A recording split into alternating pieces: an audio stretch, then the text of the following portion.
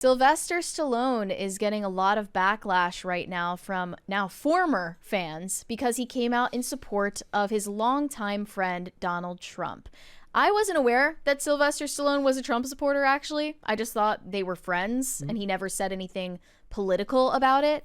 But recently, Stallone was invited to give a speech at Mar-a-Lago, and he said that Trump is like the second George Washington. He said, "We're in the presence of a really mythical character." I love mythology.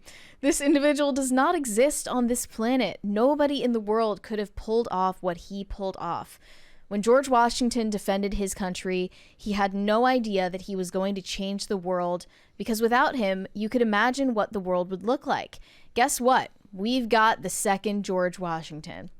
And this was, I think, at an America First Policy Institute event they did.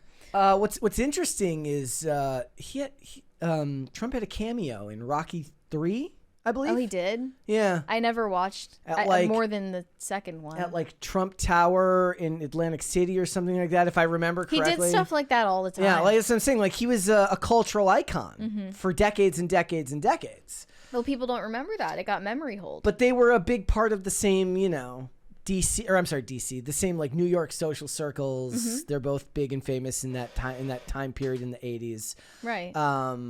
I do think that Stallone is one of the, look, if I have to choose between Sylvester and Arnie, I'm taking Sylvester all day long. Would you have said that before politics came into it, though? Because Arnold Schwarzenegger, in case you missed it, I should say, he endorsed Kamala right before the election, and we talked about that on the show. But aside from any of that... Let me give my more intellectual answer. If I want the dumb blockbuster movies, I'm going Arnie.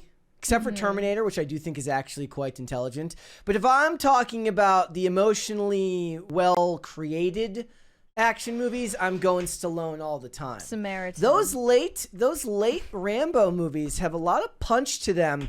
And the Rocky movies, of course, are very emotional when you get into them. So I'm going Stallone all the time. And you should be watching Tulsa King if you are not right now. Stallone definitely seems smarter. Yeah, I think he feels like, okay, this could just be me. This could be my armchair view of things. He feels more like an actual artist to me. Yeah. He's actually the artist and the voice behind a lot of the stuff that gets produced. Now, Ironic, that doesn't make, considering the early projects he was involved in. That doesn't mean that Arnie's not effective in his roles. Certainly, Terminator is that. But if I have to choose between Terminator, the emotional resonance of Terminator and the emotional resonance of, say, Rambo, or not Rambo, of Rocky, I think there's a more human, down-to-earth resonance in the Rocky franchise, and as an athlete, I think that catches more, whereas something like Terminator is more science fiction and dystopian. That doesn't mean that I don't give Arnie credit for Jingle All the Way. I love Jingle All the Way. Well, point being, Sylvester Stallone is getting a lot of backlash for supporting Trump, and here were some of the butthurt replies. Wah, wah, wah. Yeah, it's a womp womp moment for many people. People who I presume never even cared about Sylvester Stallone. They're I'm unsubscribing from you. Yeah, exactly. Like, you don't need to announce it. But this person said, "George Washington put slaves' teeth in his mouth, but okay." Go off then. Another one said, "George Washington sucked, so that tracks." Remember when me and Phil tell you all the time that the left hates America?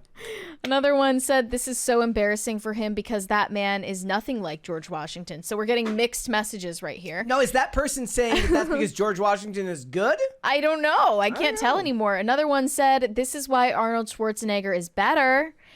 And that's why Rocky 5 flopped. This is embarrassing.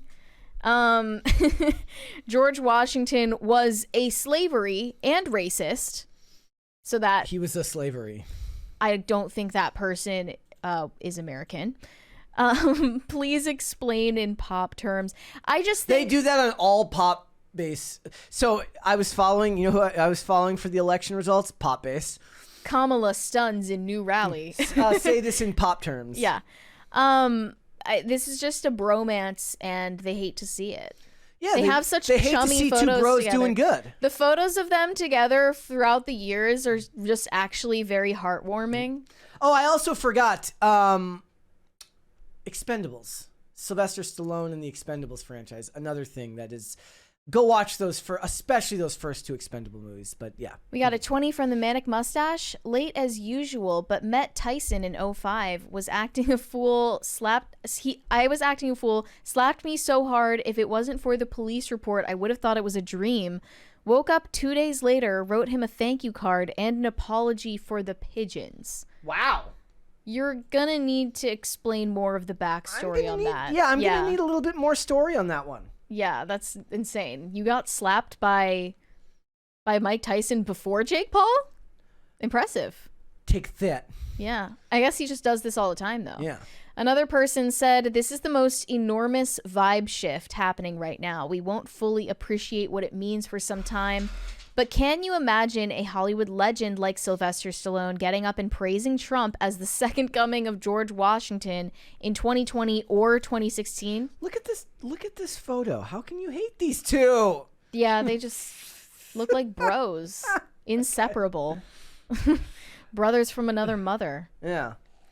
Look, there is a difference between, throwing your weight behind a political candidate. And I noticed that he didn't do this really until after the election. They said he was playing kind of aloof until after the election. Look, he had a new show coming out. What that is it proves his media literacy, meaning that he's like, look, I gotta promote season 2 of Tulsa King. I can't have headlines coming out right now about my support for a presidential candidate. I'll support him with my vote. A lot of people think that he was showing silent support for the Republican Party by moving to Florida, right? Mm-hmm. He's talked in the past about pro-life. He's made pro-life statements in the past that people have talked about. I appreciate somebody who understands that when I've got work coming out, I can't be talking about politics. Now, people in politics will complain and say it's your duty to, and both sides do this, make no mistake. Both sides will tell you that the fate of America is at hand and you need to support the candidate, otherwise you're just like them. Well, no, if we're going to tell actors to shut up and stop talking about politics, I cannot hate on somebody who's going to vote for somebody on the side that I hold more closely, that my views hold closer to, either if what he's doing right now is promoting the next season of his work, right? That doesn't bother me. Yeah, I agree. And I think it is hypocritical for conservatives to say, like, celebrities, shut your mouth about politics. Except for when they support us. If you agree with us, you're literally duty bound to talk about politics. But I think it's my preference that they would stay out of it altogether. Yeah. Regardless of where they land on the political spectrum, actually. I mean, but look, I'm going to be honest. I don't, because it gives us stuff to talk about at work. If the ones on the left, if the celebrities on the left have the biggest megaphone, it's better, I guess, in that case, since that's inevitably that comes with the industry, for there to be some people counterbalancing that. Yeah.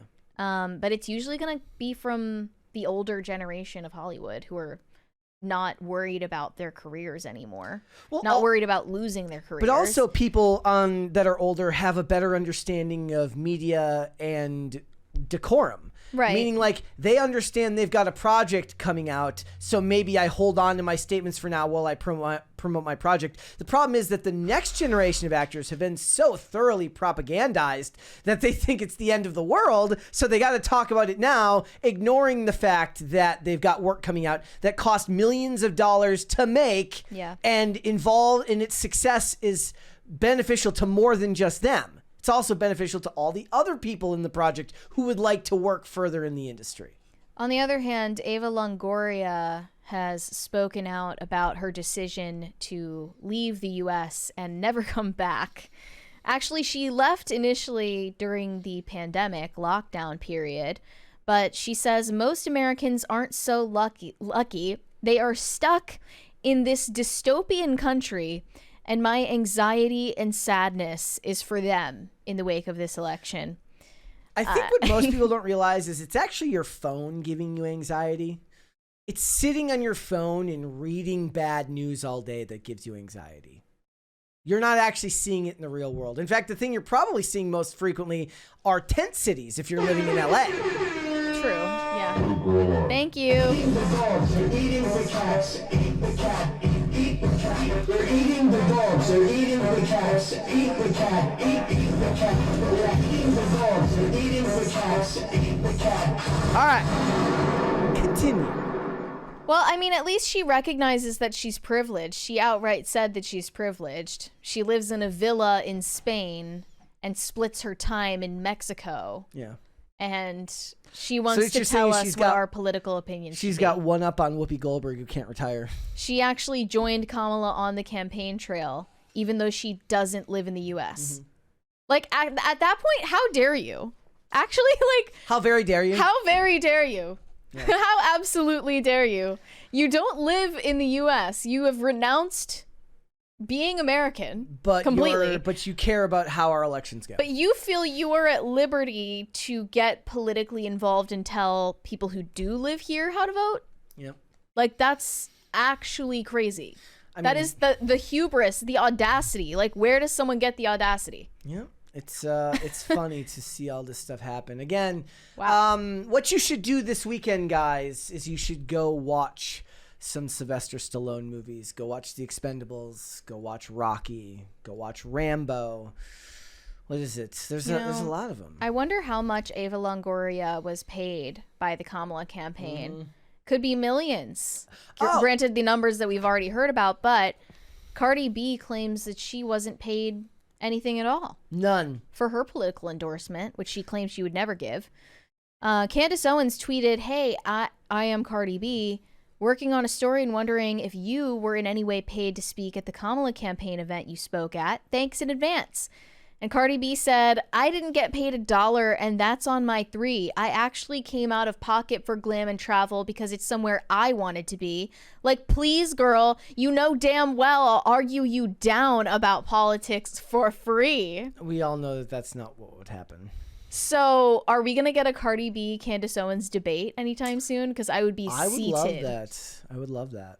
I would be seated with my popcorn. You know what they would ready to say go. on Pop Base after Lizzo won the argument? She ate. She ate that. And then Candace was just like, "Okay, thanks for the response." Like, I don't think that she really wants to debate Cardi B, but I would still kill to see that. Thanks for watching. Listen to full episodes of Pop Culture Crisis on Spotify. Keep up with us on social media and make sure you subscribe and ring that bell so you never miss the show. Bye, guys.